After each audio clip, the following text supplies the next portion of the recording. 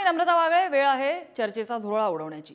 मराठा समाजाच्या आरक्षणाचा तिढा अजून सुटलेला नाहीये आणि त्यामुळे मनोज जरांगे यांनी आपल्या लढ्याची स्ट्रॅटेजी बदलली आहे आणि गाव तिथे उमेदवार या आपल्या नव्या मोहिमेची हाक दिली आहे। थोडक्यात आता गावागावातनं मराठा समाज आपला उमेदवार लोकसभेच्या निवडणुकीसाठी देणार आहे। अनेक आंदोलकांनी मराठा नेत्यांनी प्रत्येक गावात मतदारसंघामध्ये आपल्या समाजाचे 1000 तरी उमेदवार देऊ असं आत्मविश्वासाने सांगितलंय आणि तशा समाजाच्या बैठका व्हायला लागलेल्या आहेत। जरांगेंनी जशी हाक दिली आहे तशी परिस्थिती खरंच आली आणि लोकसभेसाठी शेकडो उमेदवार जर असले तर सध्याची निवडणूक यंत्रणा त्याला पुरी पडणार आहे का, हा पहिला प्रश्न आपल्या सगळ्यांनाच पडलेला आहे। आणि याचाच अंदाज आल्यामुळे धाराशिव जिल्ह्याचे जिल्हाधिकारी डॉक्टर सचिन ओंबासे यांनी निवडणूक आयोगाला पत्र पाठवून निवडणूक मतपत्रिकेवरती घेण्यासाठी तयारी ठेवावी लागेल असं त्यांना सुतोवाच केलेलं आहे आणि या प्रक्रियेसाठी मनुष्यबळ सुद्धा कमी पडेल अशी भीती सुद्धा त्यांनी व्यक्त केली आहे।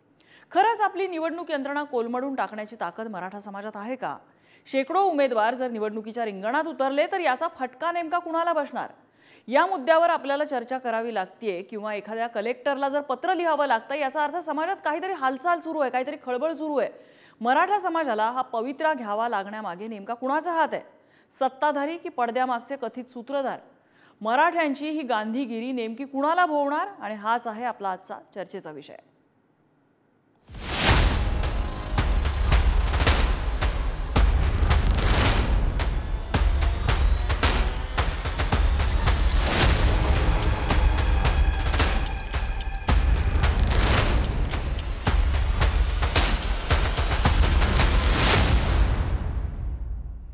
आणि याच संदर्भात चर्चेत सहभागी होत आहेत मराठा आंदोलक चंद्रकांत भराड जे छत्रपती संभाजीनगरवरून आपल्या सोबत आहेत।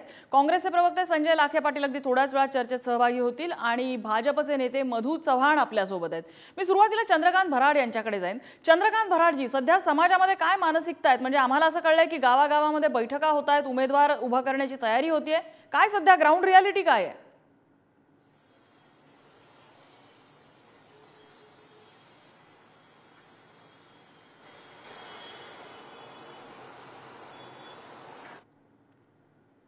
काही तांत्रिक अडचणींमुळे चंद्रकांत भराड यांचा आवाज आपल्यापर्यंत पोहोचवत नाही। मी त्यांना थोडंसं थांबवते, काही आपण टेक्निकल डिफिकल्टी असेल तर दूर करूया। तोपर्यंत मी मधू चव्हाण यांच्याकडे जाते।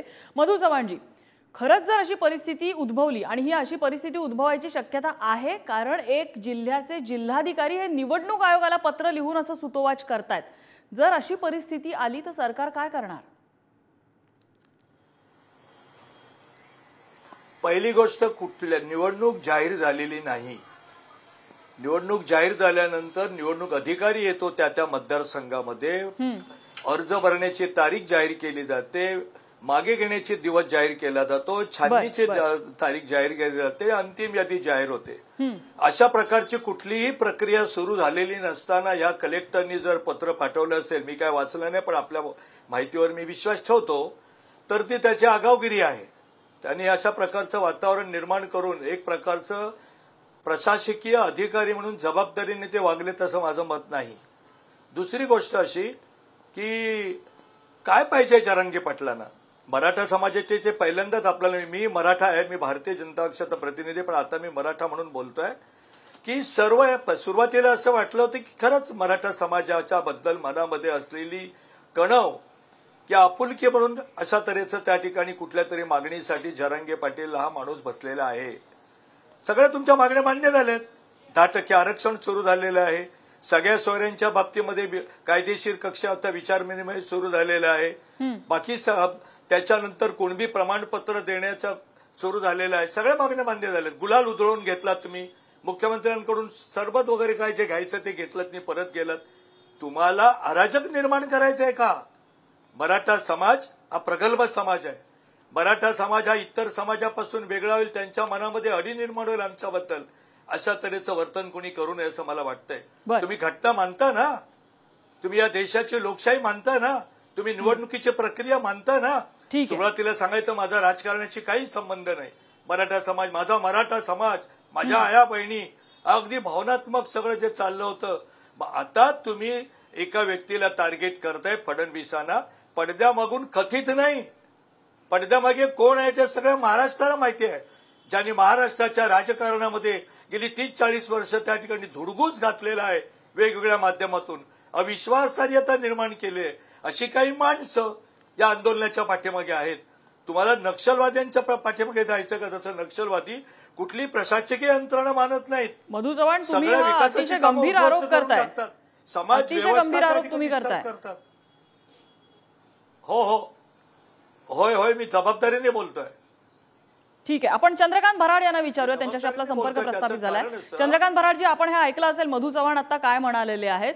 एवढं सगळं मिळून सुद्धा मराठा समाजाला अराजक का माजवायचे, आणि मराठा समाजापेक्षा त्यांनी असं म्हटलंय मनोज जरांगेंना हे अराजक का माजवायचंय? हे मधुकरराव चव्हाण साहेब एकदम खोटं बोलताय. त्यांना कोणातरी बनवायचंय, कोणाच्या तरी तोंडाला धरायचं, त्यांना कोणाच्या तरी तोंडाचं पाणी त्यांना धरायचंय आणि म्हणून ते असं बोलायला लागले. ते स्वतः असं बोलतात की मी मराठा आहे, मला इथं बीजेपीचा काही संबंध नाही. आणि ते आता म्हणाले की मी 10% आरक्षण दिलंय. कोणतं 10% आरक्षण दिले आपल्याला? त्याच्यामध्ये त्यांनी वाचलंय का सगळं व्यवस्थित? त्यामध्ये वैद्यकीय आणि तांत्रिक शिक्षणामध्ये त्याच्यामध्ये आठ घातलेली त्यांनी. आणि जे ओबीसी मध्ये असतात इतर मागास वर्गाच्या ज्या सवलती आहेत त्या कोणत्याही सर्व सवलती एससी-बीसीला मिळणार नाही असंही ते म्हणताय त्याच्यामध्ये.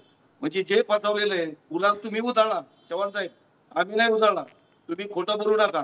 छत्रपती शिवाजी महाराजांची शपथ घेतात, त्यांना पुढे बोलायला लावतात आणि तुम्ही वेगळ्या पद्धतीने बोलतात. आणि अराजकता मात्र आम्ही काय या देशाचे नागरिक नाही काय? आम्हाला अधिकार नाही काय कुठे उभा राहायचा? हे राजकारण, इलेक्शन लढायचा, उमेदवारी करायचा, निवडणूक लढायचा, आम्हाला अधिकार नाही काय? तुम्हाला एकट्यालाच राजकारणामध्ये गेलं तुम्हाला फक्त अधिकार मिळाला काय? आमच्याकडे संविधानात्मक, आम्ही संविधान वाचतो, संविधान पाळतो आणि संविधान आचार विचाराने आचरण करतो. त्याचं तुम्ही फक्त संविधान नावाला वापरतात. हे संविधान तुम्ही आमच्यासाठी वापरत नाहीत. तुम्ही फक्त बीजेपीचे गोडवे गाण्यासाठी, वरच्या लोकांचे गोडवे जोडे उचलण्यासाठी आपण चांगलं हे बोलताय. चव्हाण साहेब चुकीचं बोलू नका. मराठा समाज सगळं ऐकतोय, मी एकटाच नाही, सगळे जण ऐकताय. तुम्ही ज्या पद्धतीने बोलताय ना, अराजकता माजवणे, नक्षलवाद तयार करणे, हे चुकीचे शब्द आपण परत घ्या. या पद्धतीने बोलू नका. मराठा समाजाने आतापर्यंत संयम राखला नाही. संयमी आणि शांततेनेच बोललंय. मनोज जरांगे पाटील असो की त्या अगोदरही आंदोलन केलेलं असो, सतत कायमस्वरूपी शांततेने आंदोलन आमचे चालू आहे. आणि त्यामुळेच आम्ही संविधानिक असा पवित्रा घेतलेला आहे आता, आणि त्या संविधानिक पवित्र्यानेच या निवडणुकीला आम्ही सामोरे जाणार आहोत. बरं, मधू चव्हाणजी काय प्रत्युत्तर आहे यावर? असं आहे की माझे मित्र भावना अभिद्वेषाने बोलत आहेत. मी पण मराठा समाजाचा आहे. सगळ्या महाराष्ट्रात मराठा समाज आहे. मराठा समाज हा आर्थिक दुर्बलतेमध्ये आहे, मान्य आहे. मराठा क्रांती मोर्चाचे लाखोंचे मोर्चे निघाले. रस्त्यावर एक पाण्याची बाटली नव्हती, कचरा नव्हता, फक्त आपल्या मागण्यांचा उच्चार होता. छत्रपती शिवाजी महाराजांचा जय जयकार होता, जिजाऊचा जय जयकार होता, संभाजी महाराजांचा जय जयकार होता, भारत मातेचा जय जयकार होता. हा बामन, तो अमुक, तो भुजा, तो छग्या, असे उद्गार त्यांच्या नेत्यांनी काढले नव्हते. आपले नेते, ते माझे नेते नाही, तुमचे आहेत, मराठा समाजाचे सगळे ते नेते नाहीत, ते आहेत नेते. त्यांना जे कोण मानतात त्यांच्याबद्दल मला आदर आहे. सगळा मला माझी चेतावणी आहे. मराठा समाजाच्या बद्दल अन्य समाजामध्ये गैरसमज निर्माण होतील असं वर्तन का? जरा थांबा, तुम्ही तुमचं बोलताना मी बोललो का काही? मी शांतपणे ऐकलं ना साहेब तुमचं. तुम्हाला वाटेल ते बोला ना, तुमच्या नेत्याप्रमाणे तुम्ही वाटेल ते बोला. ऐकून घ्या, तुम्ही शांत, चर्चा चांगली होत आहेत ना आपली. आणि म्हणून या ठिकाणी क्रांती मोर्चाचे निघाले, लाखोचे मोर्चे निघाले. आपला उद्देश काय हो? आपल्या जरांगे पाटील, आपले जे नेते आहेत तुमचे, त्यांचा उद्देश काय की मराठा समाजाला आर्थिक आणि सामाजिक, शैक्षणिक आणि नोकऱ्यांमध्ये आणि शिक्षणामध्ये सवलती मिळाल्या पाहिजेत. कोणी नाकारतोय? माझी त्या आग्रहाची मागणी आहे. आज मराठा समाजातला मुलगा जर चांगले मार्क मिळाले आणि DY पाटील मध्ये ऍडमिशन पाहिजे असेल तर 4 वर्षाच्या कोर्सला 1 कोटी लागतात. ती तळमळ आम्हालाही आहे. मी कोकणातल्या गरिबीतून आलेला वर आहे, पण मराठा समाजात समंजस आहे. आपली मागणी निवडणूक लढण्याची होती का? आता एक प्रश्नाचं उत्तर द्या मित्रवर्य तुम्ही मला. समजा एका गावातून तुमच्या सांगण्याप्रमाणे 10 लोकांनी फॉर्म भरले आणि एका जिल्ह्यात 100 लोकांनी फॉर्म भरले, तर जरांगे पाटील कुठल्या मराठा उमेदवाराला पाठिंबा द्या सांगणार? सांगा ना. आपण विचारूया मधू चव्हाणजी, तुमचा हा प्रश्न मला वाटतं बहुतेकांना पडलेला आहे. आपण चंद्रकांत भराड यांना विचारू ना, त्यामागची नेमकी भूमिका काय? भराडजी, हा प्रश्न आहे की जर एका मतदारसंघामध्ये 100 मराठा उमेदवार उभे राहिले तर नेमका मराठा समाज कुणाला पाठिंबा देणार? हे निवडणुकीचा हक्क आहे म्हणून उमेदवार म्हणून उभे राहतायत की फक्त उपद्रव करायचा आहे म्हणून उमेदवारी अर्ज भरतायत? इलेक्शन चालू होऊ दे ना, निवडणूक येऊ दे ना, त्यांनी सांगितले आता त्या कुठल्या तरी ते कलेक्टरला, तर त्यांनी ते डायरेक्ट बोललंय काहीतरी वेगळ्या पद्धतीने, किंवा येऊ द्या निवडणूक येऊ द्या, निवडणूक आल्यानंतर आम्ही प्रत्येक गावातून 2 भरायचे की 10 भरायचे, हा उमेदवारी ज्याचा त्याला उमेदवारी करण्याचा अधिकार तर आहेच आहे. पण एक लक्षात घ्या की ज्यावेळेस आम्ही निवडणूक येईल ना, त्यावेळेस जरांगे पाटील आणि मराठा समाज ठरविल ना कोणाला मतदान करायचं. त्याची चिंता आताच करू नका ना त्याची तुम्ही. नाही ही पण आमची भूमिका आहे. भराडजी हा प्रश्न का पडतोय माहितीये का, 4 किंवा 6 उमेदवार जर उभे राहायचे तुम्ही जर म्हटलं, मधू चव्हाणजी एक मिनिट, 4 किंवा 6 उमेदवार जर तुम्ही उभे राहायचे म्हटले असतात ना, तर वेगळी गोष्ट होती. एकेका मतदारसंघात आम्ही 500 आणि 1000 लोक उभी करू अशी ज्या वेळेला भाषा येते त्यावेळेला हा प्रश्न पडतो की त्यामागची भूमिका नेमकी काय आहे. भराडजी त्यामागे त्यामागची भूमिका एकच आहे की आजपर्यंत आम्ही संविधानिक पद्धतीनेच आमची आंदोलनं केले. संविधानिक पद्धतीने आंदोलन करत असताना आमचा प्रश्न जसं यांनी सांगितलं ना, आता जे गुलाल उधळला आम्हाला आरक्षण दिलं, हे मुळीच आम्हाला दिलेलं नाही. म्हणून याच्यामध्ये केंद्राने याच्यामध्ये सहभाग घ्यावा, केंद्राचं लक्ष याच्याकडे जावं. इथे 2-3 वेळा नरेंद्र मोदी साहेब आले, पंतप्रधान आले, अमित शहा साहेब आले, दोघेही आले. पण महाराष्ट्रात आल्यानंतर जेवढा मराठ्यांचा एवढा ज्वलंत प्रश्न आहे, एवढे मोठे आंदोलन चालू आहेत, त्या कुठल्याही प्रकारचे आंदोलन त्याला निग्लेक्ट केलं जातं. एवढा मोठा महाराष्ट्रामध्ये मराठा समाज असताना, दुर्बल असताना त्याच्या आंदोलनाकडे निग्लेक्ट केले जातं. आणि हे निग्लेक्ट करू नये, त्यांनी याच्यावर वाच्यता केली पाहिजे, त्यांनी याच्यावर चर्चा केली पाहिजे. त्यांना जर असं वाटत असेल की मधुकर चव्हाण साहेबांना काय आम्ही आरक्षण दिलंय, आता काय मागता, दिलेलं आरक्षण योग्य दिलेलं नाही. तुम्ही अजूनही वाचा चव्हाण साहेब, तुम्ही योग्य पद्धतीने त्याचा अभ्यास करा. जो तुम्ही त्या दिवशी 20 तारखेला जो JR काढायचा सांगितला होता, तो 26 तारखेला 27 तारखेला SABचा JR काढला. हाच SABचा JR तुमच्या देवेंद्र फडणवीस साहेबांनी 2016ला काढला होता. याचाही उत्तर मी तुम्हाला देतो, ते कसा दिला काय दिला ते. परंतु या पद्धतीने जर आपण विचारच करायला तयार नाही, आमची मागणी 10% पुढे, आमची मागणी ह्या 10%ची नव्हतीच आहे. आमची मागणी आणि जरांगे पाटलांची मागणी हीच आहे, सरसकट तुम्हाला चालत नव्हतं म्हणून सगळे चोरी शब्द टाका आणि 50% आतील सामाजिक आणि शैक्षणिक मागासले पण सिद्ध करून आम्हाला ओबीसी मध्ये आरक्षण द्यावं, ही आमची मागणी. बर, मधू चव्हाण काय आहे याबाबत तुमचं स्पष्टीकरण? असं आहे की मित्रवर्य, तुम्ही किती विसंगत बोलतात हो. तुम्ही किती आग रामेश्वरी बंब सोमेश्वरी. मुळामध्ये तुमचे नेते, माझे नाही, तुमचे नेते सर्व मराठा समाजाचे ते नेते नाहीत. ते ज्यांचे ते अनुयायी आहेत त्यांना ऐकून घ्या माझं. तुमची मराठा जरांगे पाटलांची मागणी काय, आर्थिक शैक्षणिक नोकरीमध्ये ही आहे. तुम्ही 200 उमेदवार उभा करण्याचा आणि मराठा समाजाच्या या मागण्या काय, जरांगेंनी डे 1 पासून त्यांची मागणी स्पष्ट केली आहे की आम्हाला 50% आतलं आणि ओबीसी प्रवर्गामधलं आरक्षण हवंय, जे त्यांना मिळालेलं नाही. सरसकट हवंय असं त्यांचं होतं. ओबीसीच्या वाट्यातलं कोणालाही त्या ठिकाणी आम्ही भारतीय जनता पक्षाच्या त्याला पाठिंबा नाही. मराठा समाजाच्या मागण्यांना पाठिंबा आहे, पण दुसऱ्याच्या ताटातलं घेऊन त्याला उपाशी ठेवून नाही. आमच्या ताटात आमच्या हक्काचं सरकारने वाढावं, आमच्या ताटात वाढावं, कुठून द्यावं ते सरकारने ठरवावं. पण शेजाऱ्याच्या ओबीसीच्या ताटातलं आम्हाला नको आहे. बर, काँग्रेसचे संजय लाखे पाटील आपल्यासोबत आता चर्चेत सहभागी झालेले आहेत. संजय लाखेजी, तुम्ही एक थोडासा चर्चेचा भाग ऐकला असेल, तुम्हाला थोडक्यात सांगते. मधू चव्हाण यांचं म्हणणं आहे की हे संपूर्ण अराजकतेकडे आंदोलन नेण्याचा प्रयत्न आहे. अशा प्रकारे जर 1000 किंवा 500 उमेदवार उभे केले असतील तर, आणि धाराशिवच्या कलेक्टरनी जे पत्र पाठवलेलं आहे कुठेतरी अशाच गोष्टी घडू शकतात याचं सुतोवाच करणारं आहे. आणि मराठा समाजाचे जे आंदोलक आहेत आपल्यासोबत, चंद्रकांत भराड, ते असं म्हणतात की केंद्राचं लक्ष आमच्याकडे वेधण्यासाठी आम्ही हा सगळा प्रकार करतोय. काँग्रेसची काय भूमिका? नम्रताजी, ही समाजाची भावना आहे. समाज वेगवेगळ्या पद्धतीनं आंदोलन करत असतो, त्या पद्धतीनं एक आंदोलनाचा टप्पा म्हणून त्यांनी जाहीर केलेला आहे. आणि जाहीर केलेला असताना निवडणुकीची आचारसंहिता आज लागलेली नसताना मधू चव्हाण साहेबांसारख्या एका ज्येष्ठ नेत्यानं मराठा समाजात अराजक पेरायचंय का, तुम्हाला बेबंदशाही निर्माण करायची का, जो मूळ भारतीय जनता पक्षाचा आणि RSSचा अजेंडा आहे, त्या देशामध्ये त्यांना बेबंदशाही निर्माण करायची, तो मराठा समाजामध्ये थोपू इच्छितात. मराठा समाज प्रगल्भ आहे, समजदार आहे, विचारवंत आहे आणि तो जो काही निर्णय घेईल तो अतिशय चांगल्या पद्धतीने निर्णय घेईल. त्याला एकदा आचारसंहिता होऊ द्या, निवडणुका लागू द्या. आज निवडणुका लागलेल्या नाहीत, समाजातून एक मागणी आली त्या पद्धतीनं हे चालू आहे. तर ते समाजाच्या भावना या पद्धतीनं राज्यकर्त्यांनी घेतलं पाहिजे आणि राज्यकर्त्या पक्षाचे प्रतिनिधी म्हणून मधु चव्हाणांनी हे भावना म्हणून समजून घेतलं पाहिजे. नक्सलाईट असतील, अतिरेकी असतील यांच्याबरोबर तुलना करून त्यांनी आरोप करणं हे त्यांना शोभत नाही, त्यांच्या पक्षाला शोभत नाही. आणि अशा पद्धतीचा वाह्यातपणा भारतीय जनता पक्षाच्या प्रवक्त्याने करू नये.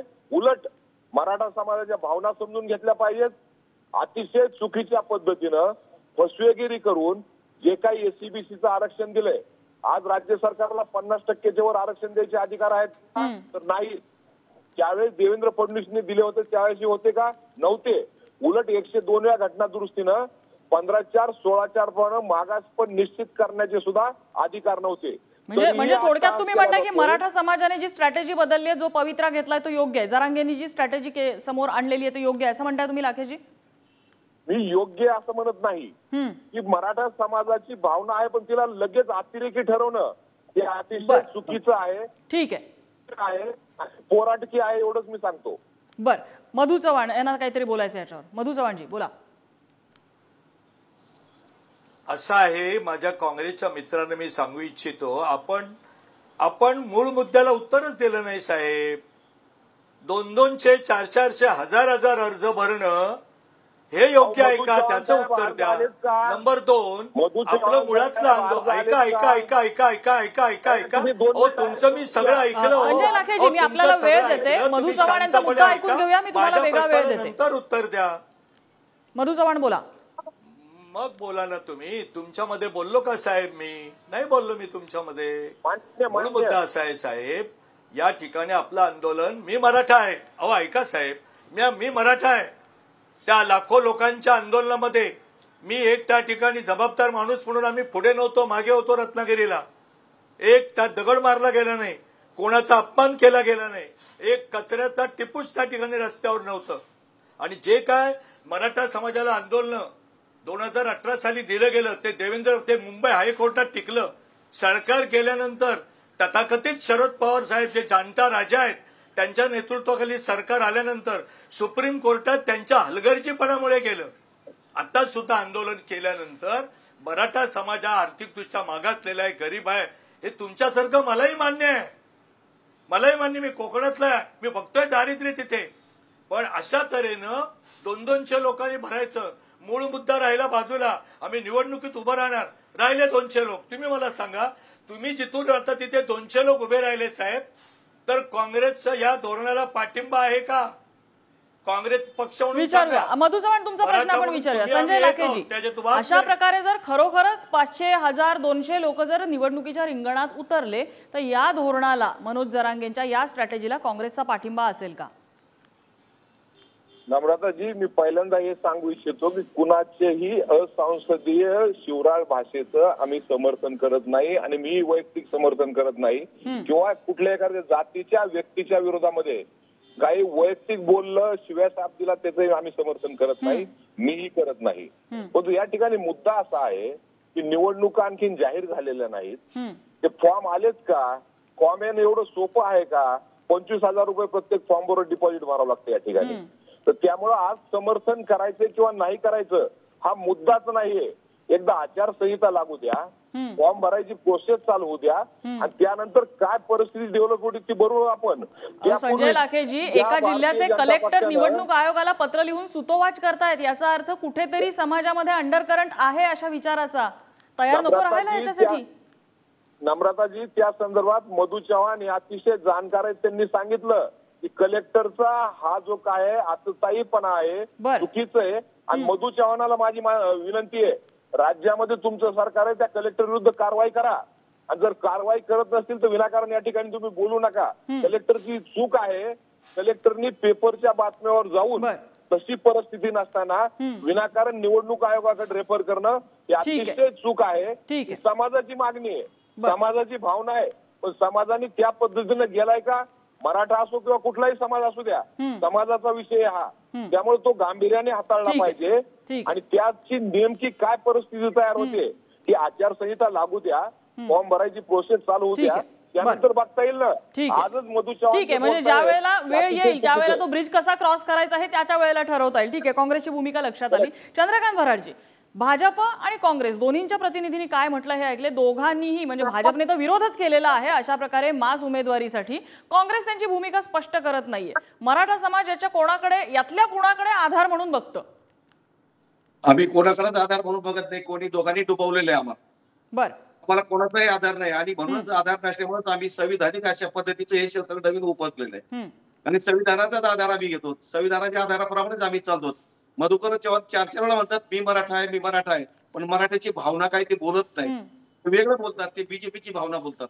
मराठीची भावना बोलत नाही, ते बीजेपीची भावना बोलतात आणि वैयक्तिक नाव घेऊन त्यांच्या देवेंद्र फडणवीसला जपायचा प्रयत्न करतात. आम्ही त्यांचं नावही घेतलं नाही, आम्ही त्यांना बोललोय नाही.